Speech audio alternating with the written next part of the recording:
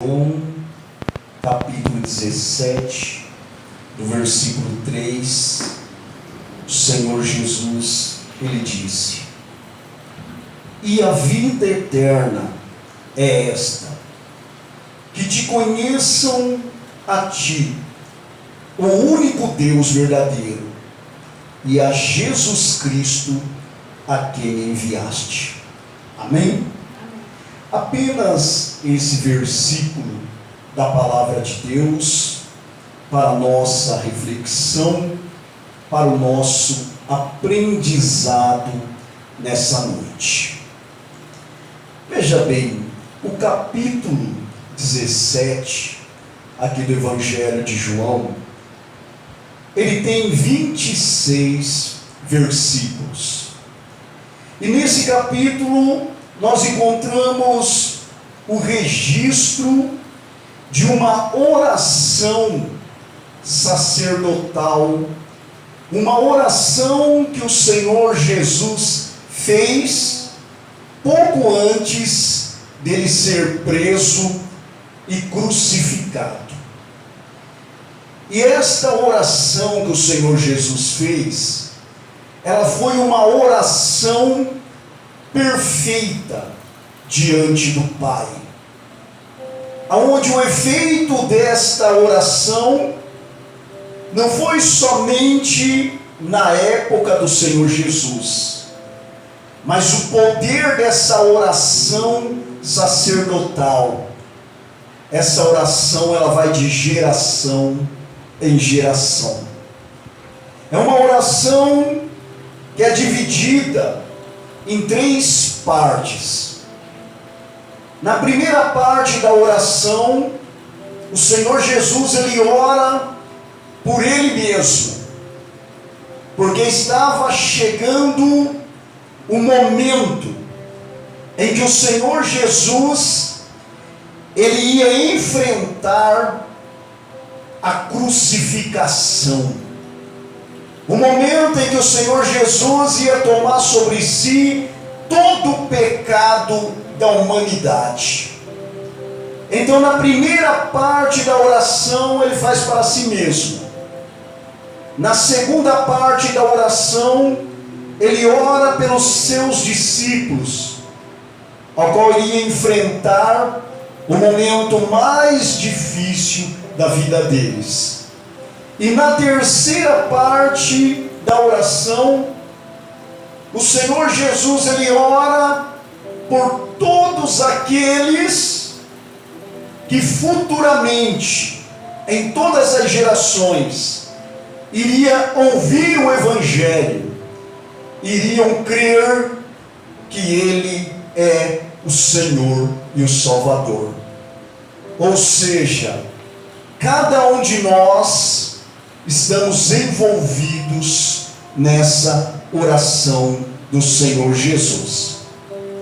E aqui no versículo 3, onde nós acabamos de fazer a leitura, o Senhor Jesus, ele inicia falando sobre o assunto mais importante que existe na vida de uma pessoa, que é a salvação, que é a vida eterna. Tanto que ele diz aqui: e a vida eterna é essa. E nós precisamos entender que não existe nesse mundo nenhuma conquista, não existe nesse mundo nenhuma vitória para nós que seja mais importante do que a nossa salvação.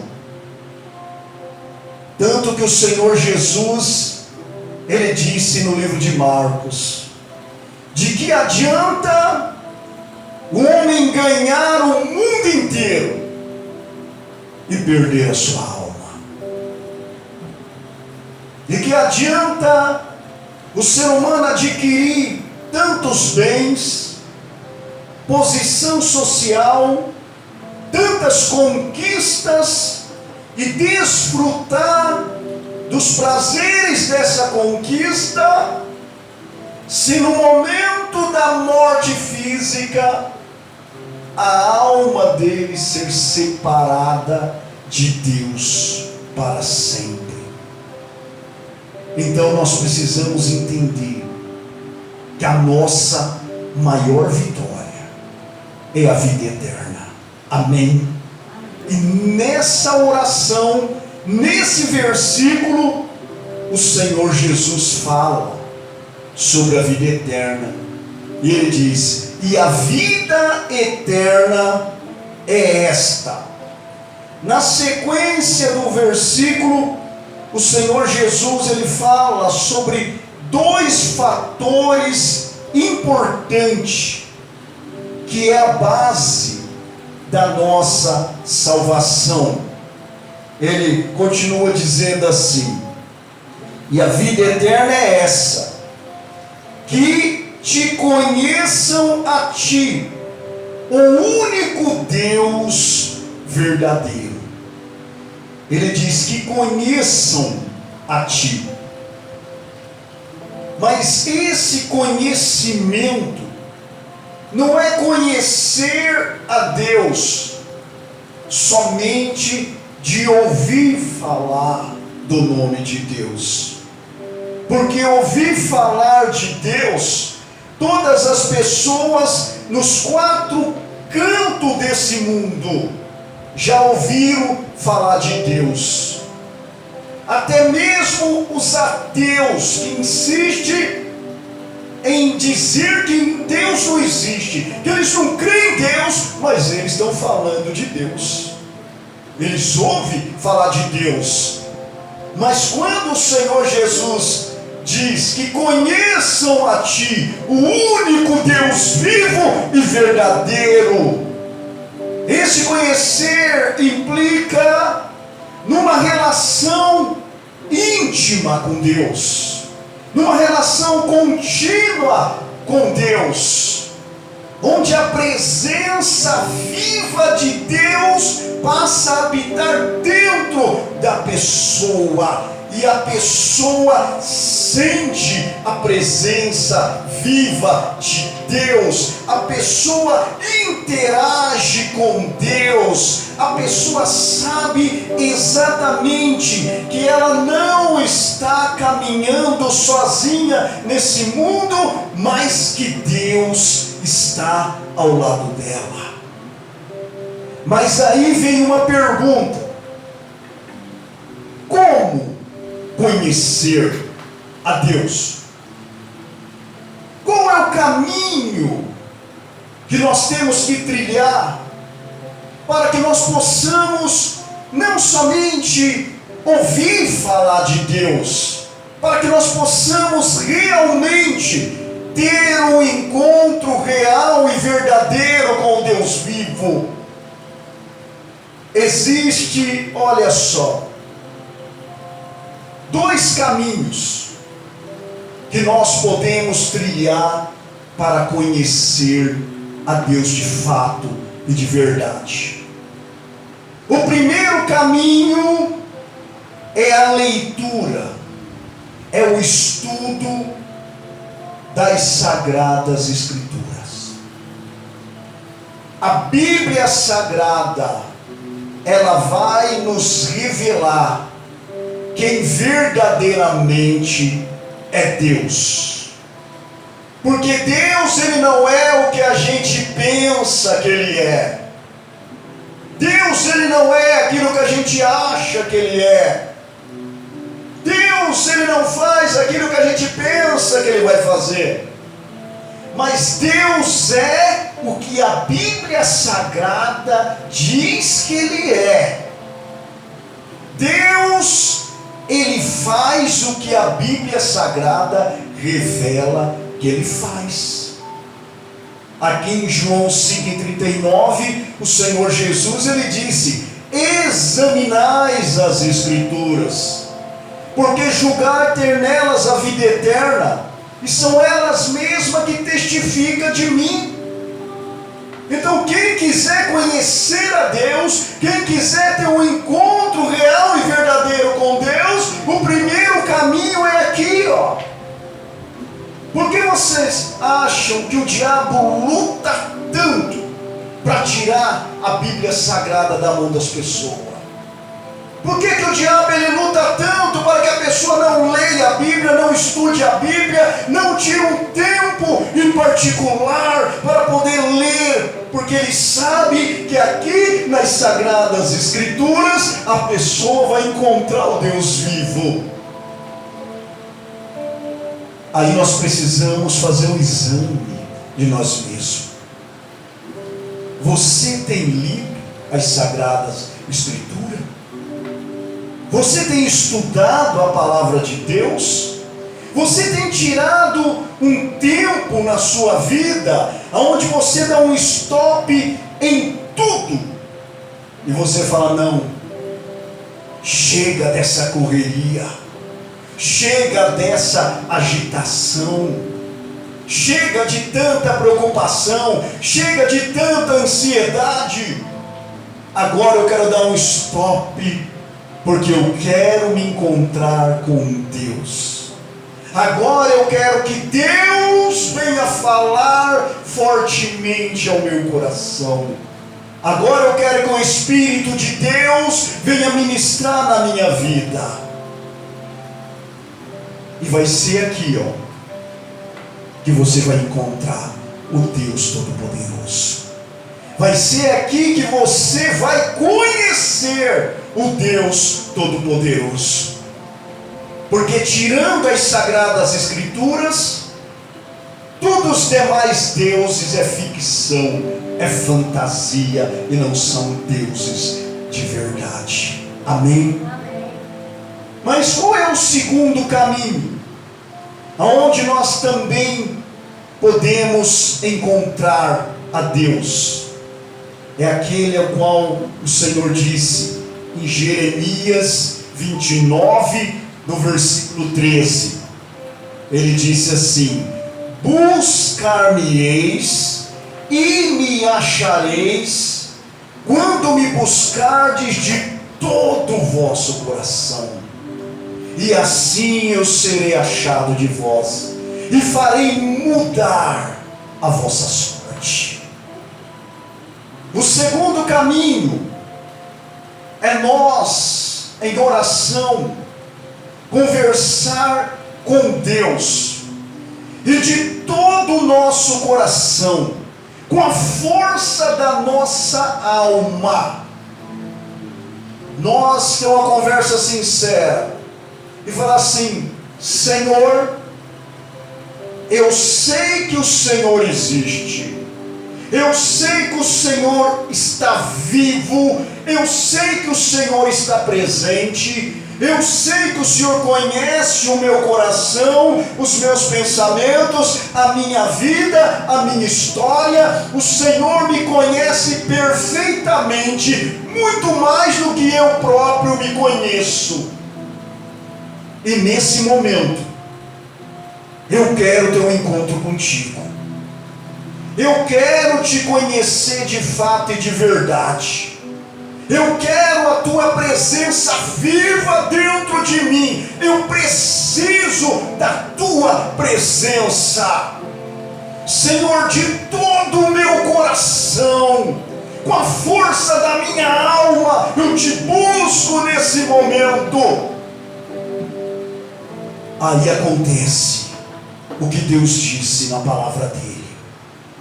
Ele olha para dentro dos nossos corações, Ele vê a nossa sinceridade, e Ele disse: buscar-me-eis e me achareis, quando me buscardes de todo o vosso coração. Aí Ele diz: eu serei achado de vós. Se Ele olhar dentro dos nossos corações, vê a sinceridade, vê a sede de conhecer Ele vai se revelar de uma maneira plena, de uma maneira poderosa, de uma maneira gloriosa. E sabe que todos aqueles que têm um encontro com Deus vivo, nunca mais a pessoa torna-se a mesma. vida dela é transformada, a vida dela é mudada para sempre. Aconteceu isso com o apóstolo Paulo, a caminho de Damasco. Ele era Saulo de Tarso. Ele teve um encontro real, um encontro verdadeiro com o Senhor Jesus. Ele chegou a cair do cavalo, mas quando ele se levantou, ele não era mais Saulo, mas ele é o apóstolo Paulo, porque nesse encontro real e verdadeiro, a vida dele foi mudada, a vida dele foi transformada. Amém, igreja? Então o Senhor Jesus diz: a vida eterna é esta, que conheçam a Ti, o único Deus vivo e verdadeiro. Por que único? Porque deuses tem milhares e milhares neste mundo, em que as pessoas adoram, se sujeitam, glorificam, exaltam. Mas Deus verdadeiro é somente o Criador dos céus e da terra. E na sequência ele diz assim: conheçam a Ti, o único Deus verdadeiro, e a Jesus Cristo, a quem enviaste. A salvação também, ela abrange conhecer o Senhor Jesus Cristo. E ele diz: a Jesus Cristo, a quem enviastes. Nós precisamos compreender por que o Senhor Jesus foi enviado à terra, por que um dia o Senhor Jesus se levantou do seu trono, como está escrito aqui em Filipenses capítulo 2, no versículo 6 a seguir. A palavra diz do Senhor Jesus que Ele, subsistindo em forma de Deus, não usou como usurpação o ser igual a Deus, mas antes se esvaziou-se de si mesmo, vindo à terra e sendo reconhecido em figura humana. O Senhor Jesus, Ele veio aqui para, na cruz do Calvário, pagar a nossa dívida de pecado. Nós precisamos entender o que o Senhor Jesus realizou na cruz do Calvário por mim e por você.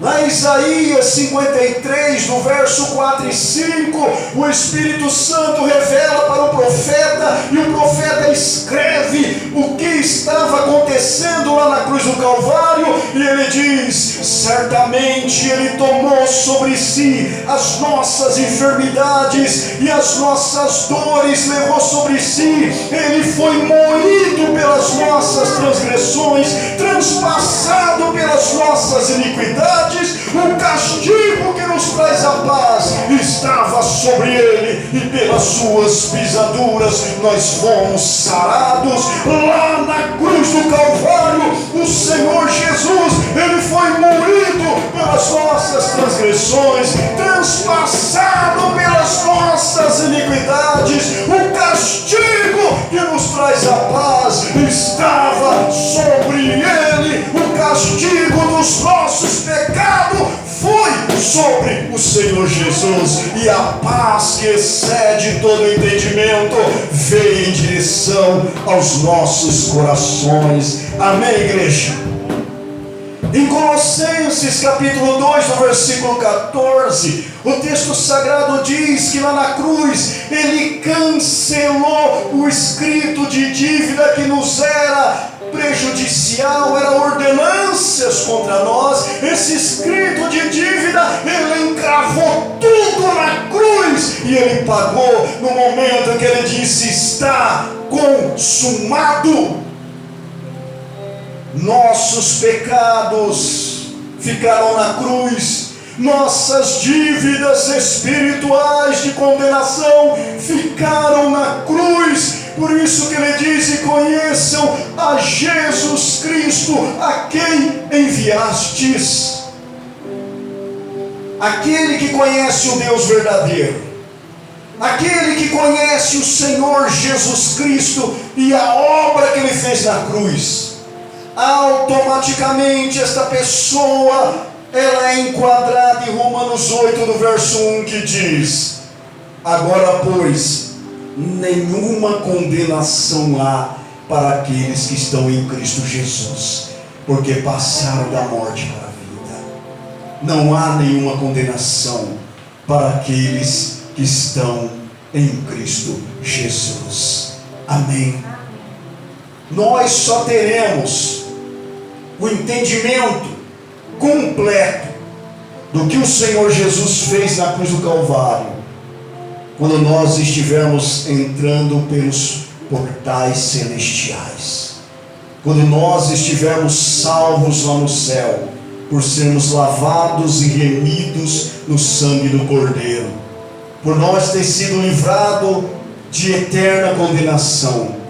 Aí nós iremos entender perfeitamente o que o Senhor Jesus fez na cruz do Calvário. Amém?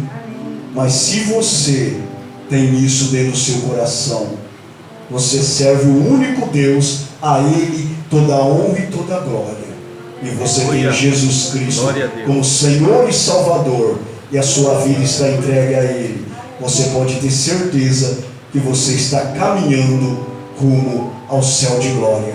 Amém, igreja? Você pode aplaudir o Senhor Jesus.